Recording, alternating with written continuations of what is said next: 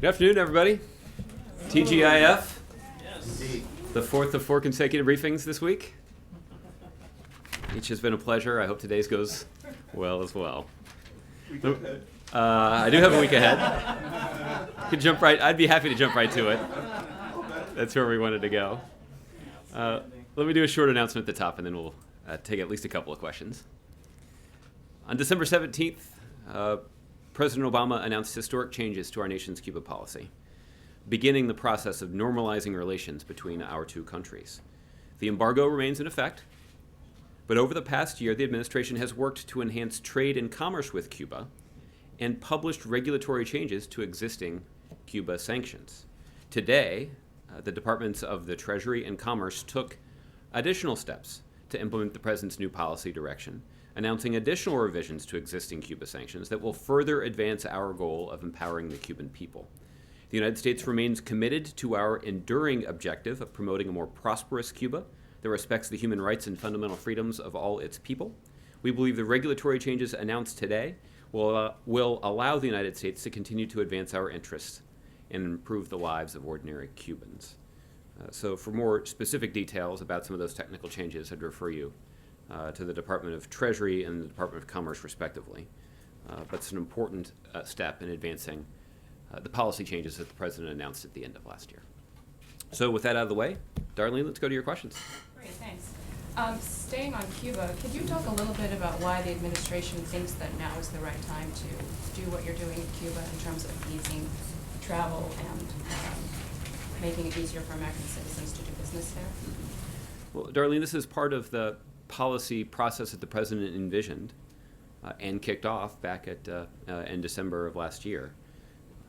For more than 5 decades, the United States had pursued a policy of isolation against Cuba. And the thinking behind the implementation and strict enforcement of that policy was that by isolating Cuba, we could compel them to change their habits when it comes to the government's respect for basic human rights. And for more than 5 decades, the Cuban government essentially ignored the policy of the United States, freely engaged with a variety of other countries around the hemisphere and around the world. And our efforts didn't yield the kind of results we were looking for. And after 5 decades, or more than 5 decades of that policy, the President determined that it would be more effective for the United States to begin engaging not just the Cuban government, but also the Cuban people. And the goal of some of these policy changes is to deepen our engagement with the Cuban people. I'll just cite one example, and this is something you can get more detail from the Treasury Department on, but some of the policy changes enacted today relate to telecommunications and internet-based services. Ensuring that the Cuban people have greater access to information is one way that we can give them greater opportunity, certainly more exposure to the kinds of values that we prioritize in this country.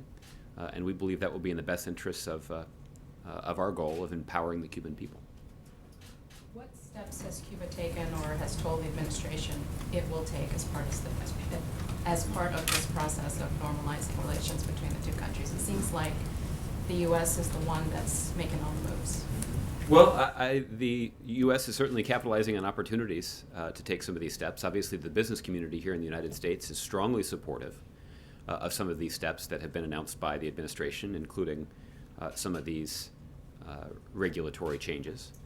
So while our principal goal here is empowering the Cuban people, there's an attendant benefit for the American people, too. It advances our interests in the hemisphere, and it certainly opens up some business opportunities for American businesses that are interested in capitalizing on the markets that exist in Cuba. There's also the potential that some of these changes would ease travel restrictions, make it a little bit easier for individuals to travel to Cuba. The embargo hasn't changed. We still want Congress to take action to remove the embargo, but some of these regulatory changes would enhance people-to-people exchanges between the United States and Cuba. We believe that that's good for the Cuban people, but there are benefits for Americans as well, and that's, again, a policy that would not have been possible had we continued to adhere to this failed policy of isolation that didn't advance our interests and didn't yield the kinds of changes on the island nation of Cuba that we'd like to see. By now, you've probably seen clips on television of Donald Trump in New Hampshire yesterday and the question he got from someone who said the president is a Muslim and is not an American. Are you surprised that that issue is still out there and still coming up? Yeah. After the president tried to put it to rest a few years ago by releasing his birth certificate. It's funny the way that you've phrased your question. I had the opportunity to think through what my answer might be to this kind of question. But I think my first observation is anybody really surprised that this happened at a Donald Trump rally? I don't think anybody who's been paying attention to Republican politics is at all surprised. The reason for that is that the people who hold these offensive views are part of Mr. Trump's base. And Mr. Trump himself would be the first to tell you that he's got the biggest base of any Republican politician these days. Now, it is too bad that he wasn't able to summon the same kind of patriotism that we saw from Senator McCain, who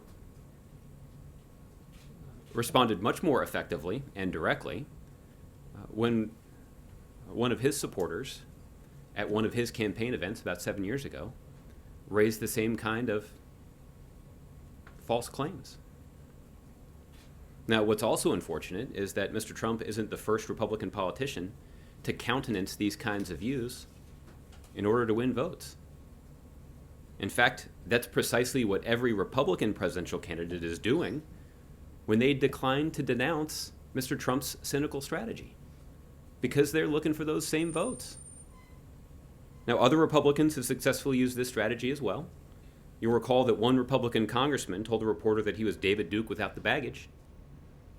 That congressman was elected by a majority of his colleagues in the House of Representatives to the third highest ranking position in the House. Those same members of Congress blocked immigration reform. Those same members of Congress opposed reauthorization of the Voting Rights Act.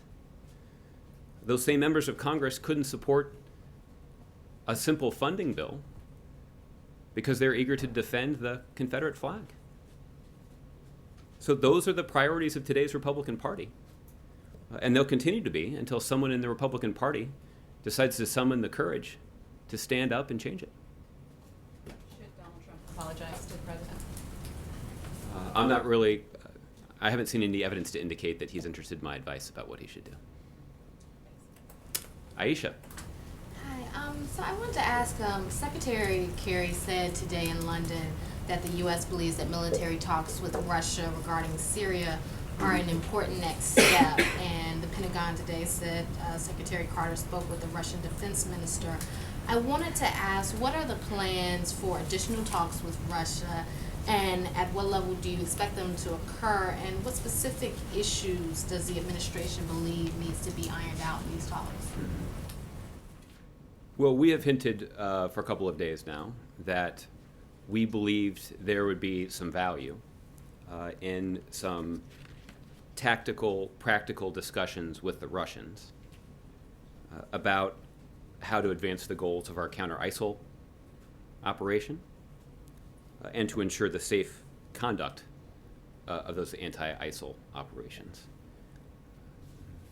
Secretary Carter did have the opportunity to speak to his Russian counterpart today, and they agreed in the context of those conversations to discuss further mechanisms for deconfliction in Syria, essentially making sure that the actions of our counter-ISIL coalition don't come into conflict with any Russian military actions that they may have planned for Syria. I'll repeat one point that I think is something I've said before but bears repeating, which is that Russia has long had a military presence inside of Syria because they essentially used Syria as a client state in the Middle East, and they were an important part of propping up the Assad regime. The fact is, we have seen the Assad regime become isolated, lose its legitimacy to lead that country, and according to many analysts, begin to lose its grip on power. That's why we've described doubling down on Assad as a losing bet for Russia. And we're going to continue to encourage Russia to find a constructive way to support ongoing counter-ISIL operations inside of Syria. On a separate issue, today a Chinese foreign ministry spokesman said that China is extremely concerned about the comments from Admiral Harry Harris that the U.S. should challenge some of China's claim for territory in the South China Sea by patrolling close to some of the artificial islands. China urged the U.S. not to take risky or provocative actions. What is the administration's response to these concerns raised by China? I didn't see the Admiral's comments, so I can't respond to those directly. I can say as a general matter that we have long encouraged China to find a constructive diplomatic way to work with other countries that have claims in the South China Sea to try to resolve the differences of opinion there. The stakes of resolving those tensions are not insignificant. The fact is the South China Sea is a significant area when it comes to international trade. There's a lot of international trade that moves through those waters. And it's in the interests of all of the countries in that region of the world, and it's in the interest of countries like the United States that have an impact on the global economy to ensure that those tensions don't interfere with the free flow of commerce. So, what we have steadfastly urged the Chinese to do is to engage with other countries in that region to find a diplomatic resolution to some of these differences. And we are strongly supportive of the efforts of those other countries to find a diplomatic resolution with the Chinese. Okay. Jim. I know that with respect to Donald Trump and what happened at that rally and the comments that you made, I know that you said that they are a reflection of what's going on inside the Republican Party and certainly at Donald Trump rallies. But I'm just curious if you think there's a more deeply rooted issue here, and that this has been going on inside this country ever since Barack Obama was running for president. And what does it say about political culture in this country? And is it disappointing to the president to hear that this is still going on months before he leaves office? Well, Jim, I think the first thing the president would say is that there is a long history throughout American politics of a robust and in some cases quite tough rhetorical debate on a range of political issues. So it's not the toughness of the debate that the president's concerned about. I think more broadly the concern is that we've seen a variety of leaders in the Republican Party countenance offensive views just to try to win some votes. That's had a significant impact on the presidential race, but it's also had a significant impact on the ability of Congress to function effectively and to pass legislation like immigration reform that has broad bipartisan support across the country, would do good things for our economy, would reduce the deficit, but yet it's blocked by Republicans who countenance some of those views. And I think that's the point here, is that this is a this is a cynical strategy that too many Republican politicians have dabbled in, because for some of them it's proved to be successful. But there are consequences for it. There are consequences for their ability to govern the country. And there are consequences at the ballot box too, because I'm confident the voters are paying attention. And apparently Donald Trump's campaign has said, well, he didn't hear the comment. What do you make of that? That's not what he said. And Hillary Clinton apparently said at one of her campaign events that if the Obama administration doesn't hurry up with the decision on Keystone, she's going to let her feelings be known soon. What did you make of that? Yeah. Well, listen, in some ways these Keystone questions are some of the easiest ones that I have to answer, because you fortunately all of you already know the answer to them, which is that there's an ongoing process at the State Department where this particular project is being considered. That's consistent with the way that these infrastructure projects have been considered by previous administrations, and it's the way that this administration is considering this project. I would acknowledge that this project, the consideration of this project has taken longer than many previous projects. There are a variety of reasons for that, including that there was some litigation by some people who would be affected by the construction of the pipeline that has delayed the consideration of this study that's being conducted by the State Department. But for timing, in terms of when this review will be completed, I'd refer you to the State Department. Shouldn't she know that about the process since she was Secretary of State?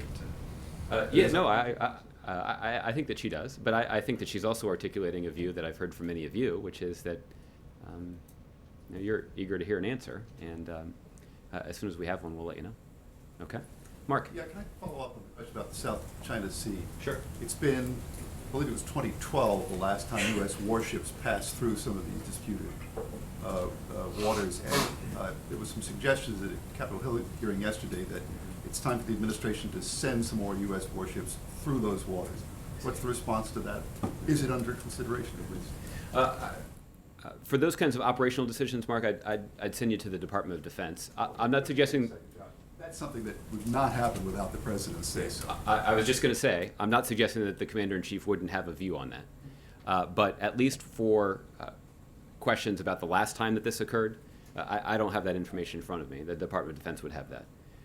But what we have indicated is that it's important for these kinds of disputes to be resolved diplomatically among the parties who are directly involved. And the United States has a clear stake in the peaceful resolution of those disputes because there are significant economic consequences for some of those differences of opinion having an impact on global trade.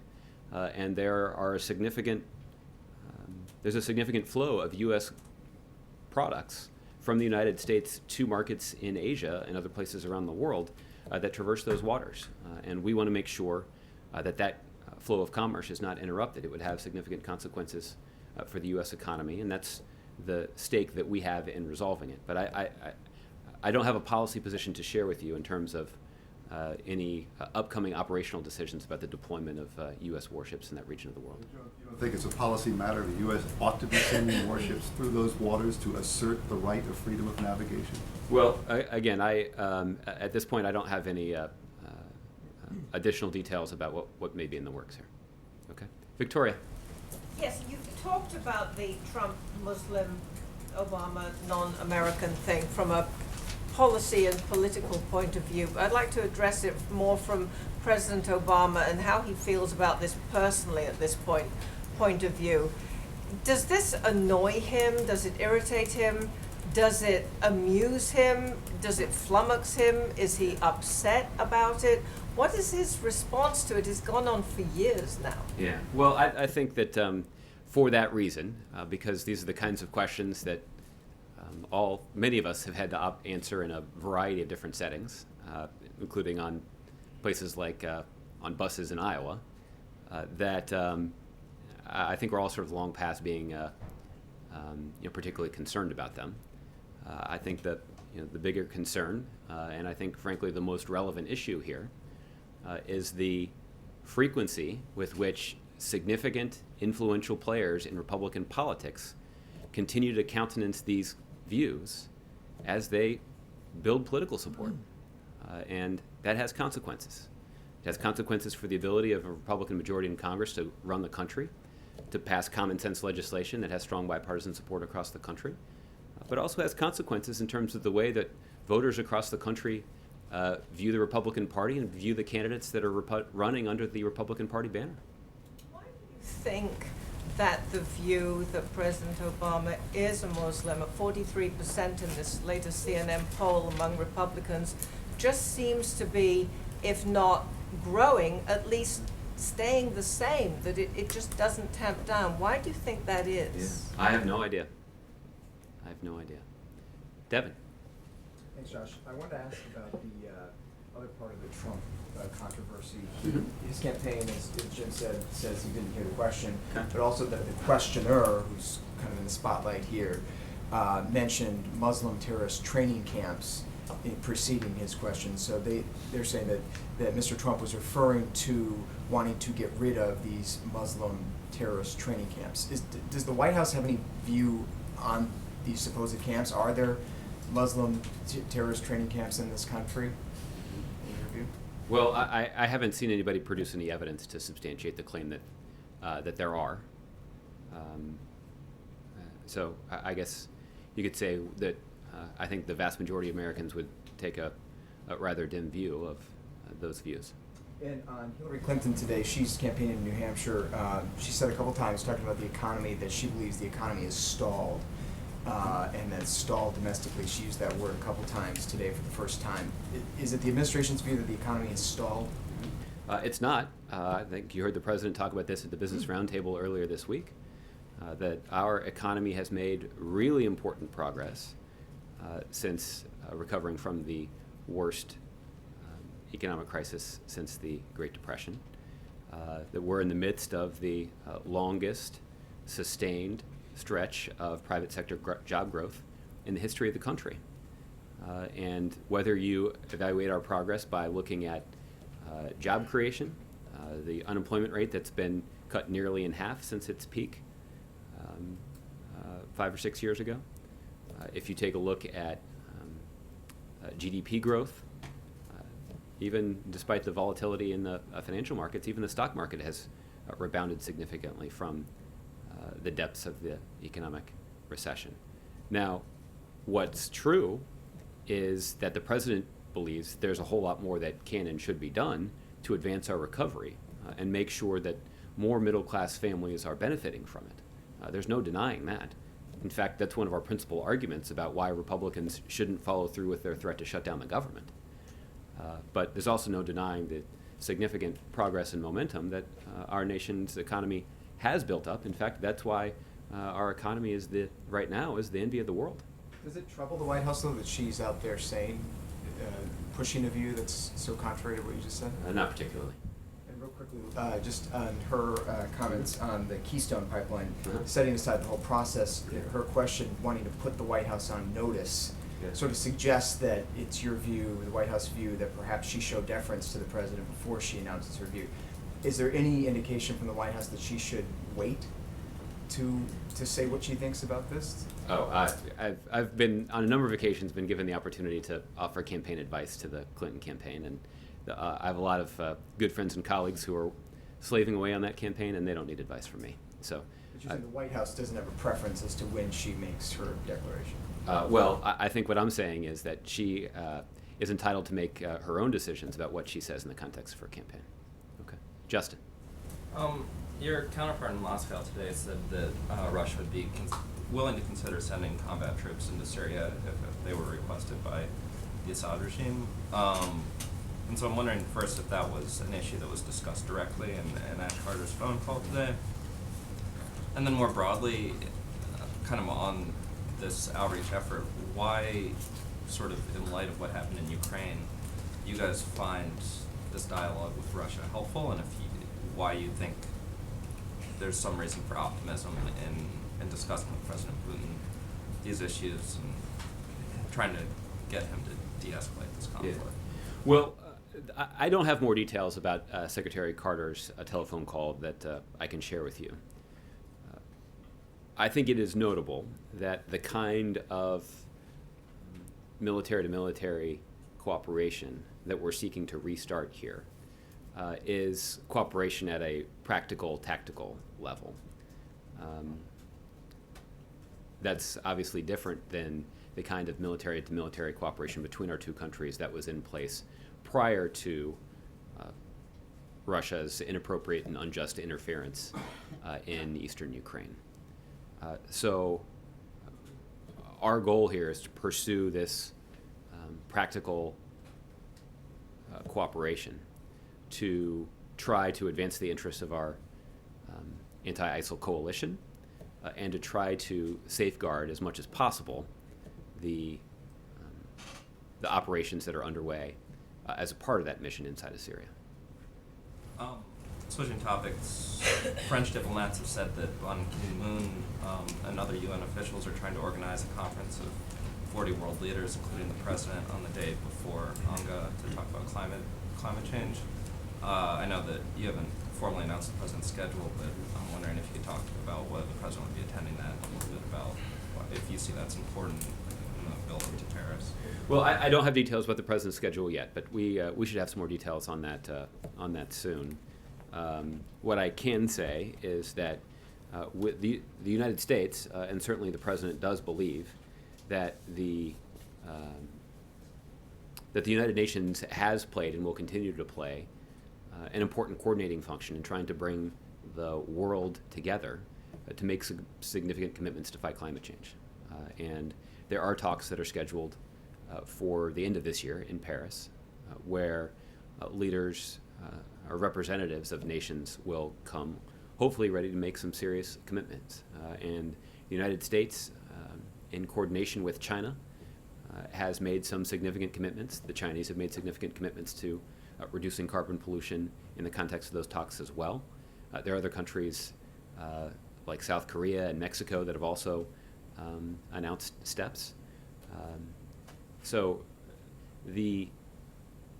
it's the policy of this administration that those talks in Paris could serve as a very important catalyst for eliciting commitments from countries around the world, thus making an important contribution to reducing carbon pollution.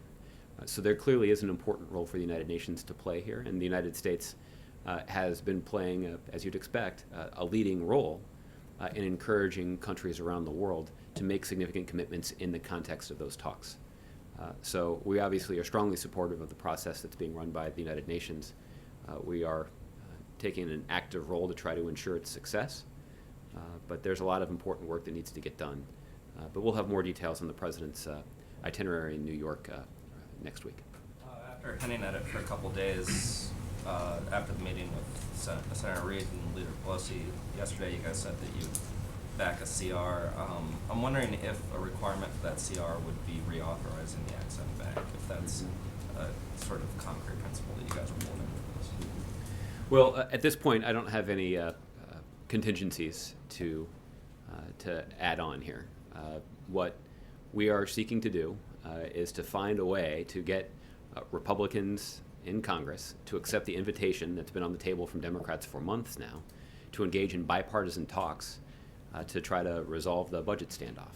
And we've taken what I think is merely a realistic approach to acknowledging the facts, which is that Republicans have put off these talks for so long that it now is difficult to imagine that they'd be able to reach a bipartisan budget agreement before the deadline.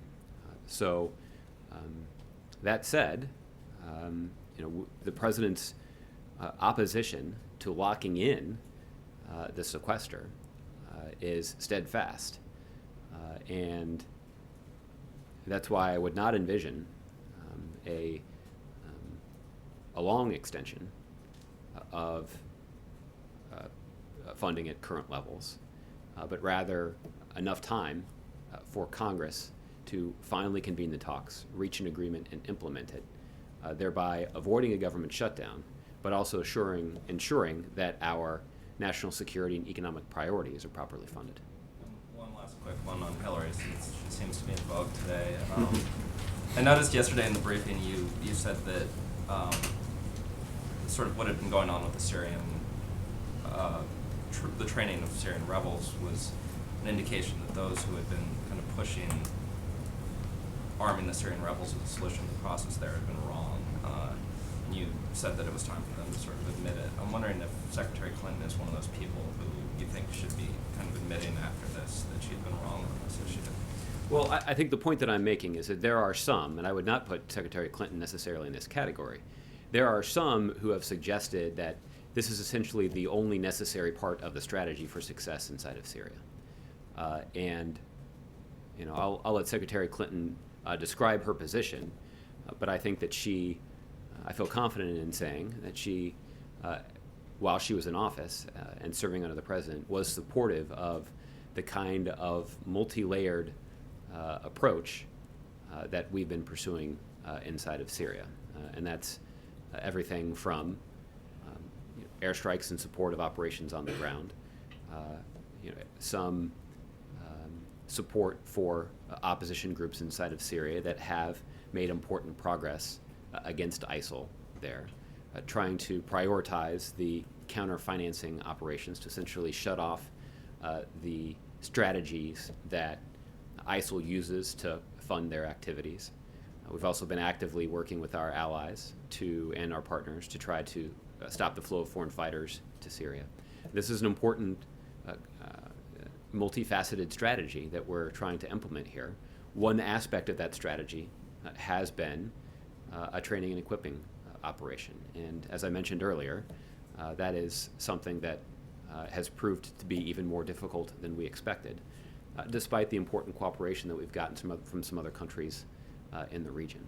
So I think the reason that I have cited this is that we have frequently found that our most ardent critics when it comes to the situation in Syria have very little to say when asked about alternative policies that they think would work better. And the most frequently mentioned one is typically a backward-looking suggestion that we should have, at an earlier date, been more aggressive about providing arms to fighters and seeking to train and equip more of them. And the president's view is that it would have been unwise to provide that kind of assistance without thoroughly vetting and getting to know the individuals who would be receiving it. And that there are good historical lessons to be learned about the value of being responsible when providing that kind of assistance. Okay, Byron. Thanks, Josh. There's an independent report out today that says the VA needs a, quote, system-wide reworking. The report says the VA has significant flaws, including a bloated bureaucracy, problems with leadership, and a potentially unsustainable capital budget. Can I get the White House reaction to this report? Byron, I haven't seen the report. I've heard, though, that it's some 1,400 pages long. So I don't have a comprehensive response to offer you. I will just say, as a general matter, the President has made it a priority to ensure that America's veterans are getting the kind of health care and benefits that they have so richly earned. And the President and this administration have implemented a variety of reforms, including the nomination of Bob McDonald to be the VA Secretary.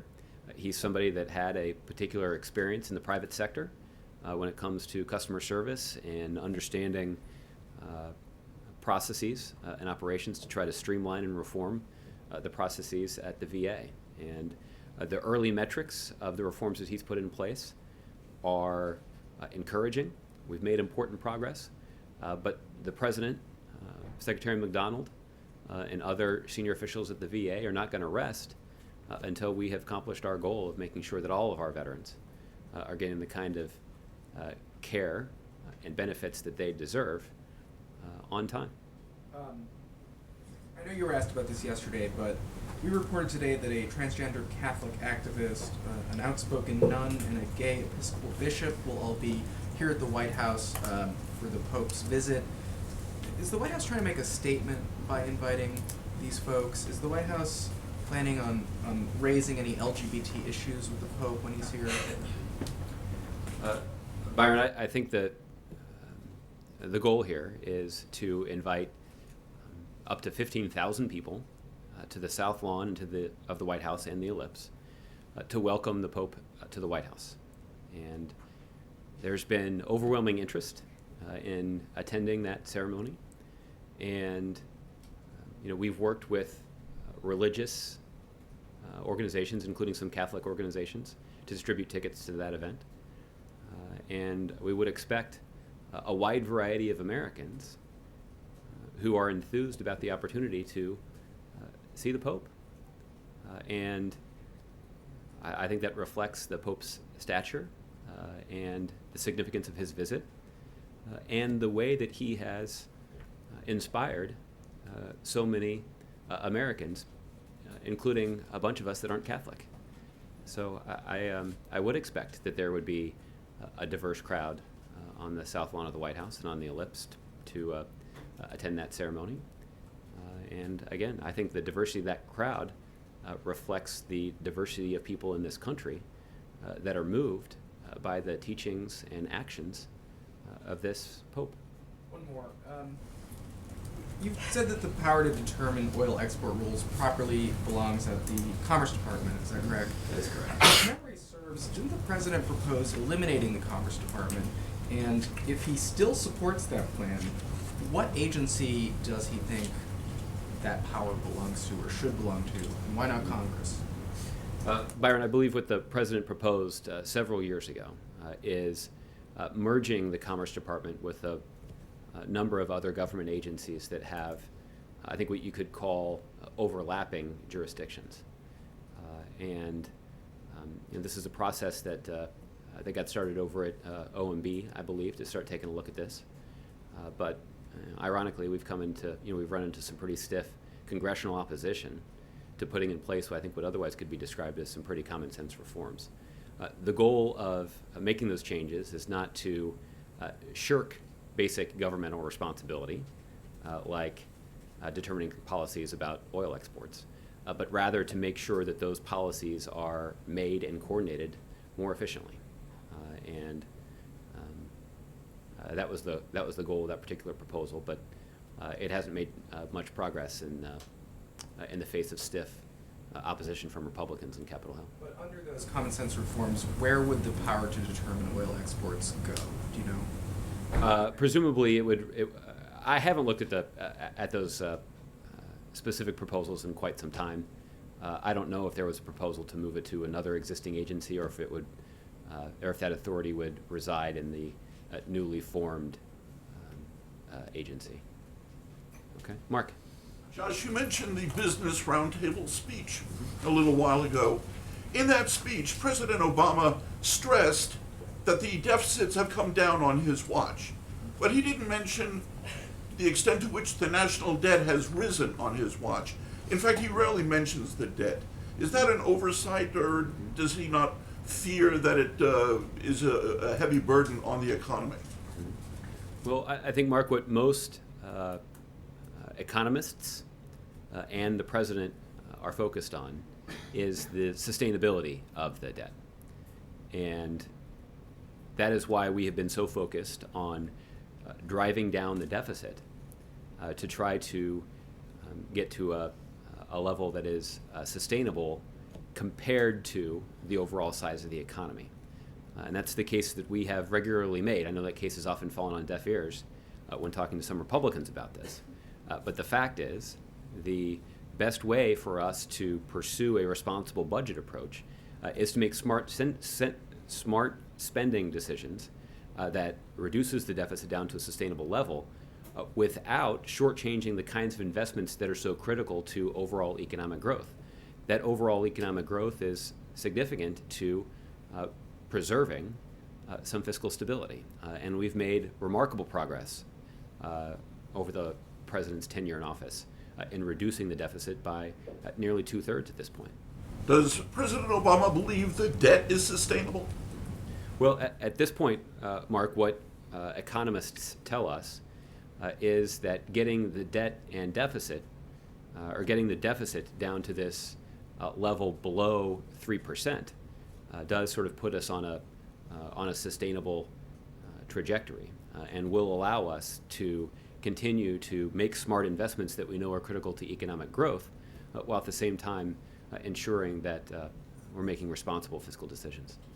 On another subject, in an interview this week with 60 Minutes, President Rouhani was asked about the oft-used chant by Iranians, "Death to America," and he said it's not aimed at the American people, but American policies.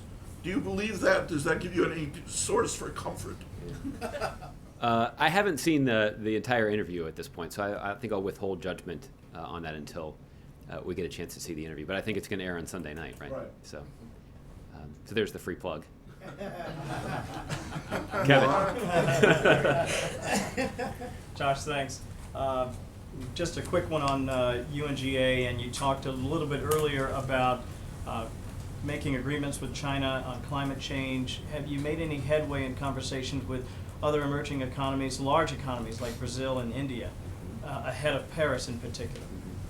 I don't have an update on the status of deliberations in those other countries. I think that we've been quite clear that when the president has met with the leaders of those countries, this is an issue that rates highly on their agenda. The president traveled to India at the beginning of this year, and climate change was among the topics that was discussed between the two leaders.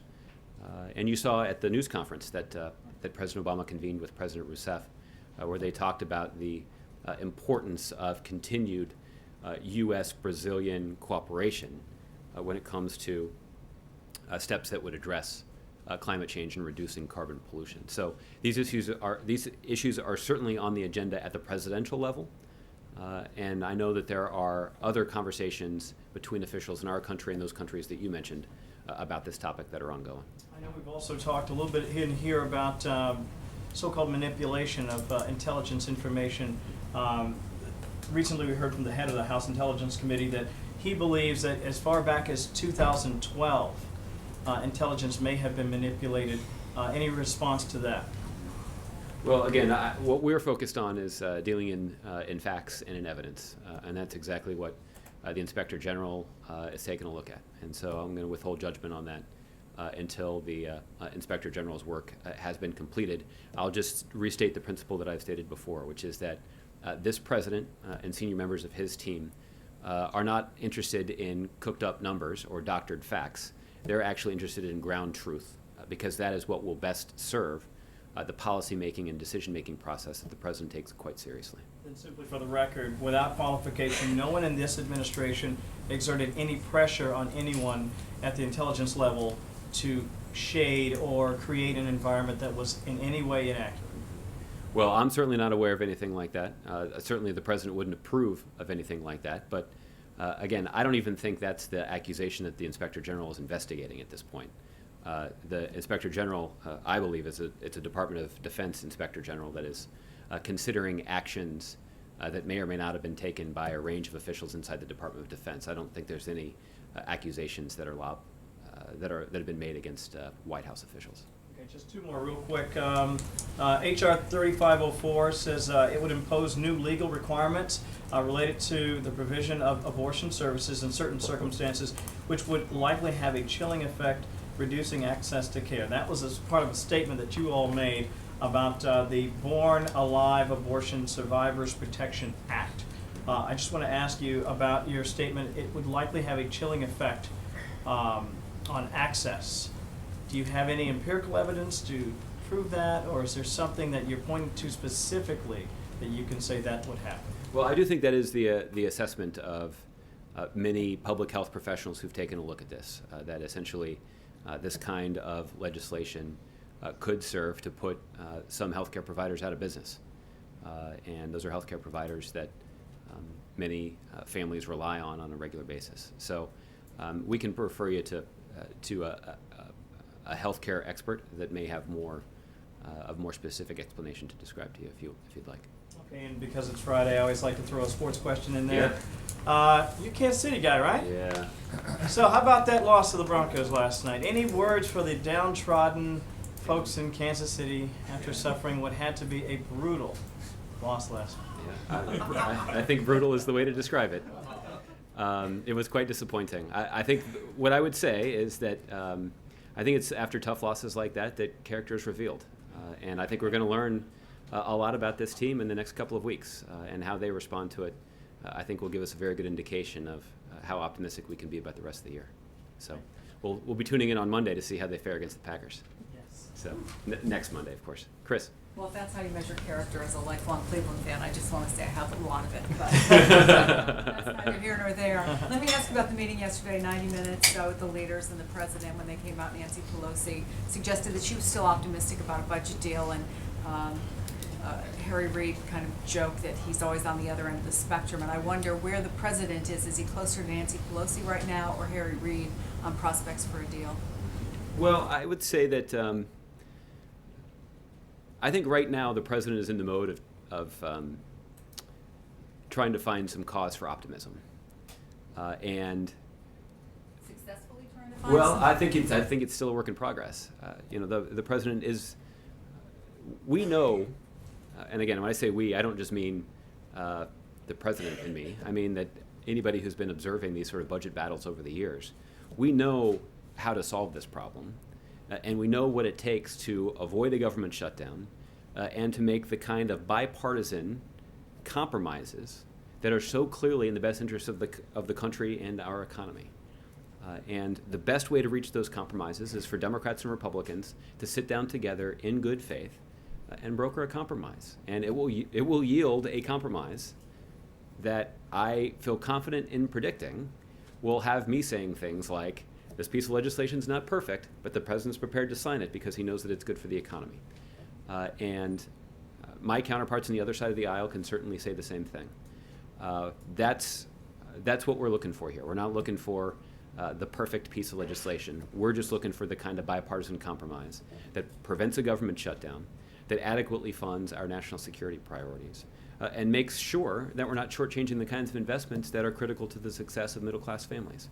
That's the recipe. That's the package. And it shouldn't be too hard to find some bipartisan common ground on that. I would acknowledge that the devil's in the details, and we're going to have some differences of opinion about how to implement those priorities.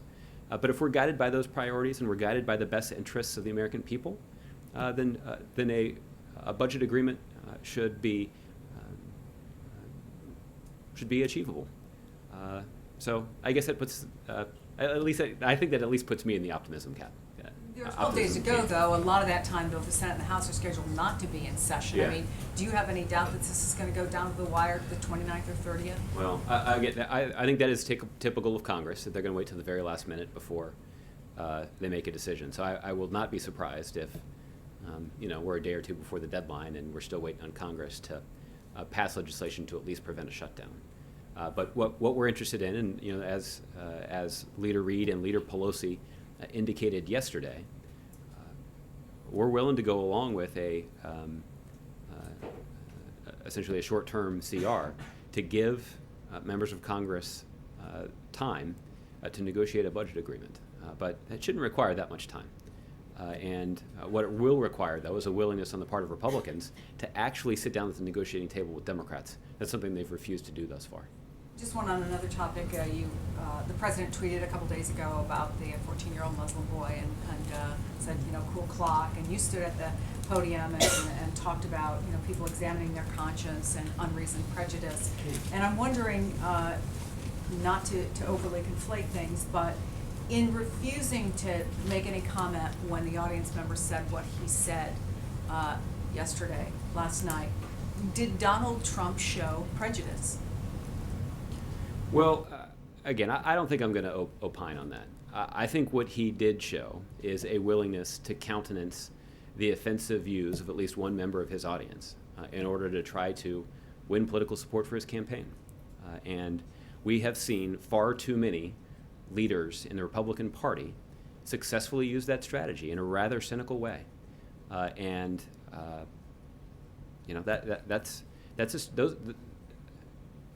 Pursuing that kind of strategy has consequences, and it has consequences when it comes to trying to govern the country, and it has consequences when your name is on the ballot and you're being considered by the voters. Okay, Jerome. Just to follow up on climate, I understand France has now officially or formally invited all world leaders for the Heads of State Summit that will take place at the very beginning of the climate conference in Paris. Will the president attend that summit, which is scheduled for November 30th? Jerome, at this point, I don't have travel plans for the president to announce yet. Obviously, you heard me earlier when I talked about how important the president and the administration believes those climate talks are. But I don't have any updates on the president's travel schedule at this point. Do you have reservations about the summit? No, I think the president is hopeful about the prospects for the summit, but it's going to require a lot of hard work.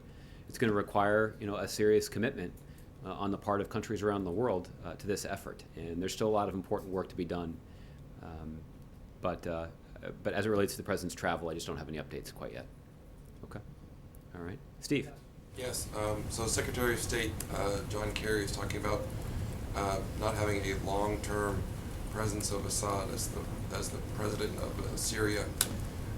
Wondering if the president, our president, would consider that to be anything. If Assad is still president of Syria when the president leaves office in a year and a half, would that be long-term? Is there any scenario where he could countenance Assad staying in office past him?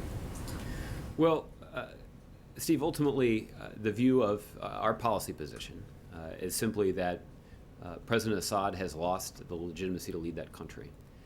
He's lost legitimacy to lead that country because he has shown a willingness, even a propensity, for using the military might of that country to carry out terrible acts of violence against the Syrian people.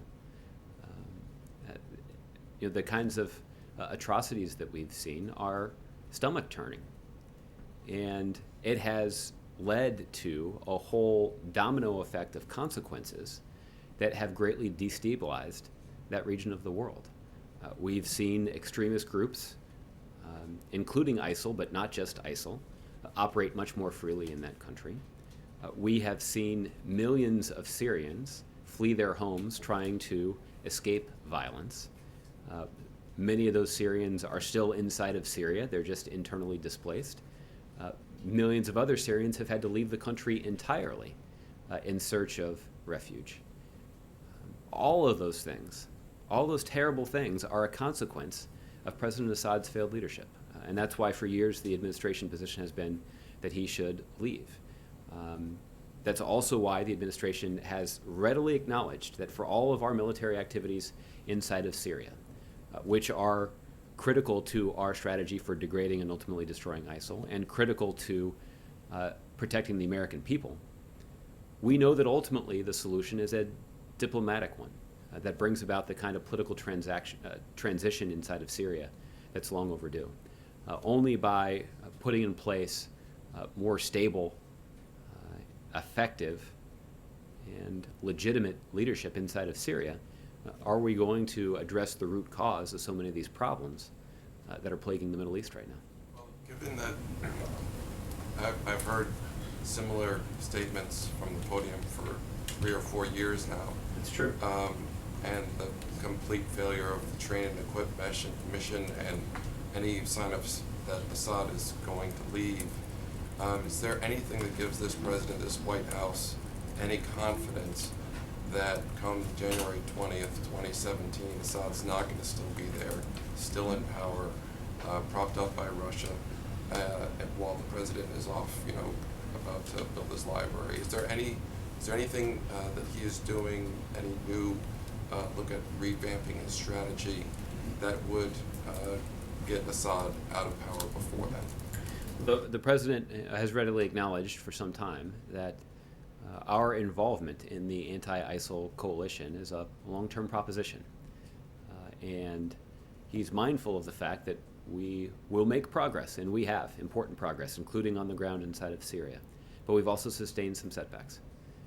And what we've been focused on is to try to take the steps that we believe are immediately necessary to protect the American people, to try to reduce the ability of ISIL to project power into Iraq and destabilize that country. But we've also been very supportive of the UN-led effort to try to facilitate a political transition inside of Syria. There have been a number of starts and stops associated with that diplomatic effort. And we haven't seen it get the kind of traction that we'd like to see. But the United States remains engaged in that process and strongly supportive of it.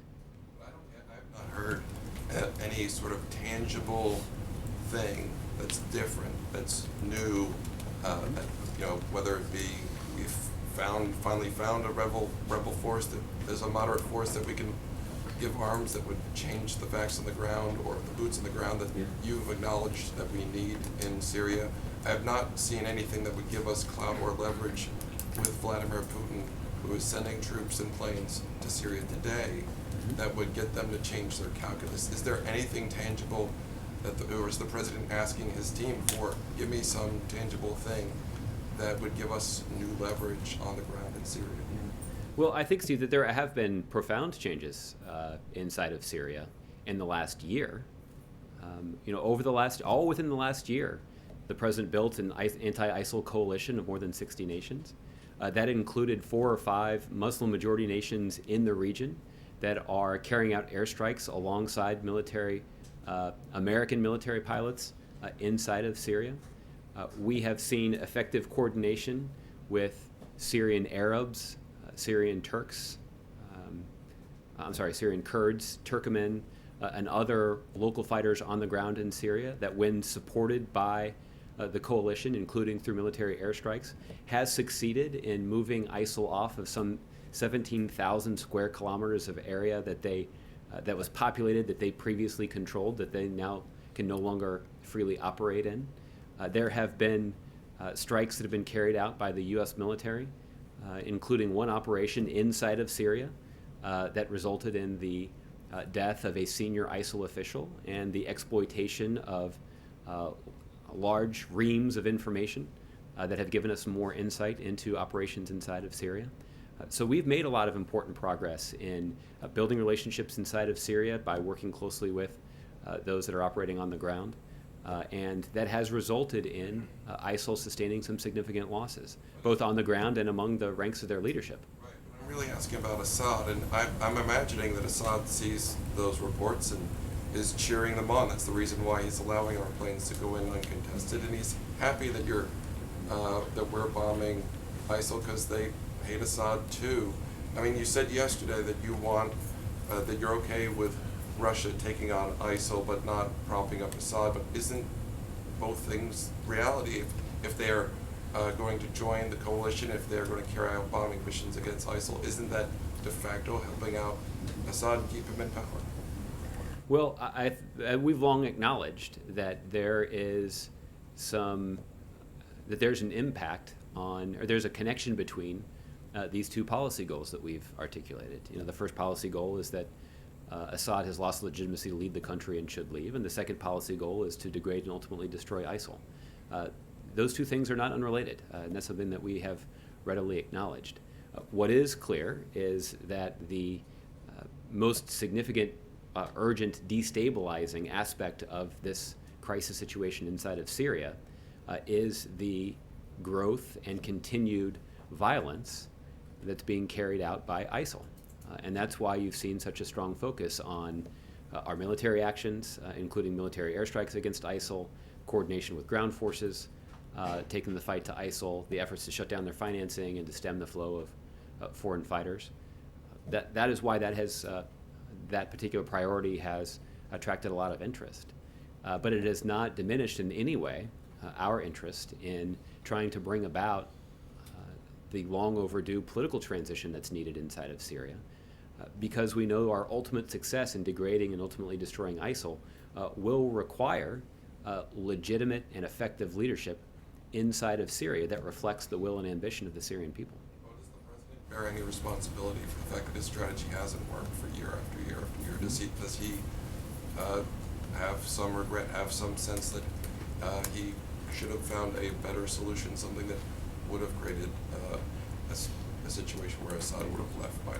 Well, again, Steve, I think that you're highlighting one of the significant challenges here, that there is this desire on the part of a lot of people, particularly the president's critics, to suggest that the mess inside of Syria is somehow the fault of the President of the United States.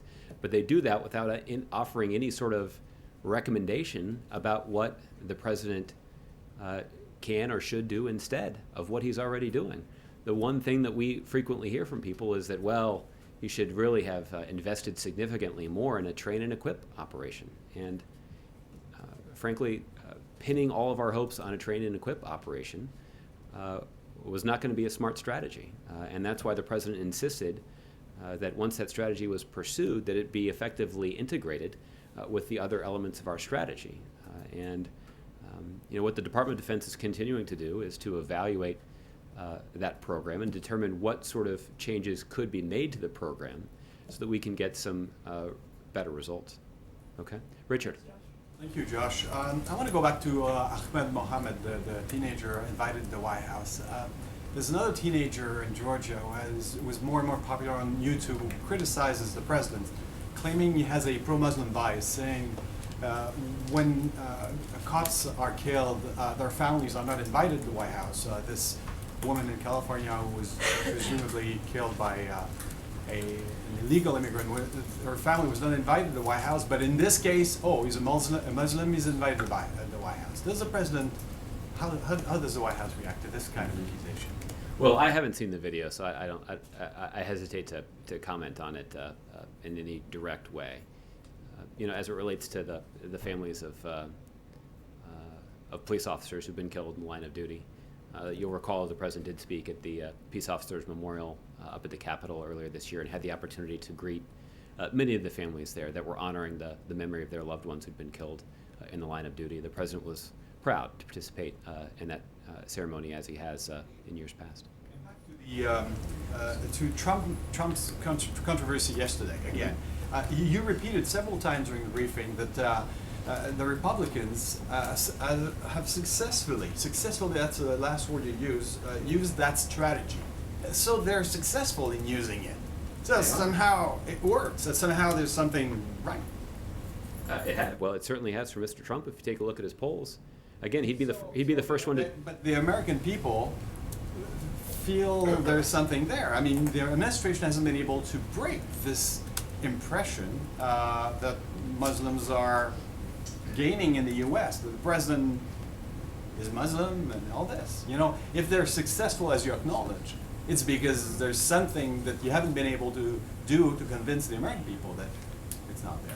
Well, I think what it is that we have seen a variety of leaders in the Republican Party, including the third highest ranking Republican in the House of Representatives, engage in a cynical strategy to win votes.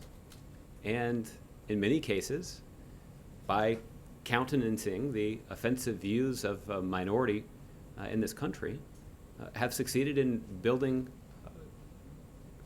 large and durable bases of political support. And that's a fact. The problem is there are consequences for it. And those consequences take a variety of forms. One of them is in the approval rating of Republicans in Congress. Another is of the pieces of common sense legislation that the vast majority of Americans would be good for the country that Republicans are not able to pass, and in some cases actively block, like when it comes to immigration reform. And I know that the truth is the kind of people who can speak to this probably more persuasively than I can are the leaders in the Republican Party here in Washington, D.C., at least one of whom actually commissioned a report after the last election to try to figure out how to solve these problems.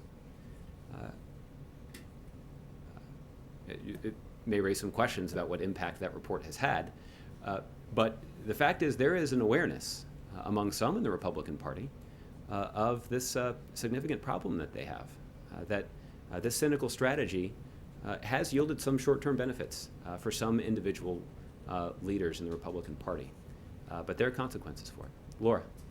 Just to follow up on that, you're saying that there's a cynical strategy to win votes. Is it a strategy of hate?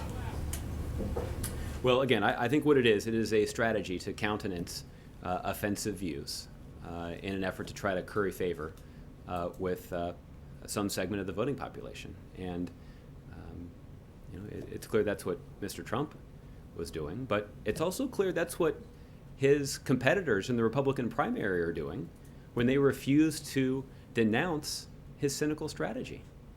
So again, there's a significant challenge that's resting with the leaders of the Republican Party right now, and it's clear what their priorities are. And at some point, if the leaders of that party or the members of that party are interested in changing it, it's going to require somebody to summon some courage and stand up and speak out. And what's the view of President Obama of Muslims all over the world? Well, the president, I think, has spoken to this on a number of occasions, including a speech that he delivered in Cairo early on in his presidency. I would note that even President Bush, over the course of his presidency, went to great lengths to make clear that the American people in the West was not at war with Islam. And there's some evidence that we have gathered from some of the documentation that was recovered in Osama bin Laden's compound that successful messaging was undermining the strategy of Al Qaeda. That the strategy of Al Qaeda was predicated on starting a holy war between Muslims around the world and the West. And so, that's why, President Bush deserves credit both from a strategic perspective, but also from a perspective of the values that the vast majority of the American people share. He was, he won 2 national presidential elections, but it's apparent that some of the leaders in the Republican Party now are pursuing a different strategy. Fred. Yeah, just on the same topic. You talk about the cynical strategy to pander to bigots among the Republican leaders, and you mentioned specifically Donald Trump, Steve Scalise. If it's part of the party-wide, who are some of the others that have engaged in the strategy? Well, again, I would ascribe some blame to Mr. Trump's competitors. The entire GOP presidential field, or? Well, at least those that have refused to or declined to denounce his cynical strategy, and the reason for they're doing it for the same reason that he is, which is they're trying to win votes. So that's that's as I mentioned earlier, that stands in a pretty stark contrast to the patriotism of somebody like Senator McCain, faced with a similar situation in the middle of a presidential campaign and a town hall meeting. There's somebody that popped up at it and started saying to him the same things that Donald Trump heard last night. And you'll recall Senator McCain had the microphone taken away from that person. And I think that's, again, I think it's a testament to Senator McCain's character, but I think it's also a testament to the kinds of questions that are facing Republican leaders right now. JC, I'll give you the last one, then we'll do the week ahead. Thank you, Josh. I appreciate it. Josh, how concerned is the President and this administration that among the massive refugee population that is now making headway through Europe, that there could be, in fact, members of Al-Qaeda, ISIL, or those could be trained by those organizations whose main objective is to get a stronghold in Europe and do significant damage? And I have a follow-up question. It's difficult for me to offer a specific assessment from here. I think our intelligence officials could give you a better sense of how significant that risk would be. I've made quite clear that in terms of the refugee resettlement process that the administration, or that this country has long followed, it includes thorough vetting of the background of these individuals to ensure that the safety and security of the American people is not put at undue risk by the resettlement of these refugees. May I follow up? Sure. Significant, sort of coming off the same topic. There is some thought in Europe that the EU, the European Union, because of what we talk about, their basic premise of their existence is open borders and open trade, where people can go freely through one country to another. There's concern that that basic premise will no longer hold, and that the EU, in fact, its very existence could be in jeopardy, which could cause enormous ramifications for the U.S., including trade. Well, JC, I've merely observed that the scale of this challenge, in terms of the hundreds of thousands of people that we're talking about here, is not something that can be solved by just one country in Europe. That we need to, in order to successfully confront this challenge, the nations of Europe will have to do what they've done in the past, which is to effectively cooperate in terms of implementing policies to ensure that they can deal with this difficult challenge. Hopefully they'll do that. Julie, I saw you had your hands up. I don't know if... I'm going to go back to Cuba for a moment. Okay. It seems like a lot of the regulations that have been announced today will only have their desired effect if Cuba actually takes some corresponding action to reform its economy. And in fact, Secretary Pritzker said today that economic reforms there are overdue. So I wonder if the administration is going to take the opportunity of issuing these new rules to call on Cuba to do that now. And given that you've said that engagement is more effective than isolation, are you going to use that leverage here? Well, I think let me say, I can answer that in a couple of ways. First of all, it sounds like that's what the Secretary of Commerce did, and she should do that. The second thing is that it is now clear that the Cuban government and the Cuban people now have an incentive that they didn't have before to start implementing those reforms, so that they can take advantage of the opportunity that the United States has extended to them. Now, This is not an opportunity that comes at the expense of the American people. It's actually an opportunity that the American people can benefit from as well. And so the United States government, through a variety of officials, including the Secretary of Commerce, will continue to press the Cuban government to implement the kinds of reforms that we believe are long overdue. And what's your assessment now of what the prospects are for Congress actually lifting the embargo, which would obviously go a lot farther than these rules today? Unfortunately, I don't think we've seen a whole lot of evidence to indicate that that those prospects have significantly improved. We continue to believe that that Congress should lift the embargo, but there are a range of policy changes that, short of lifting the embargo, that the administration can pursue that would make progress in normalizing relations between our two countries, enhancing engagement between our two governments, and between the people of the United States and Cuba. Okay. Let me do a week ahead, and then I'll let you get started on your weekend. On Monday, the President will attend meetings at the White House.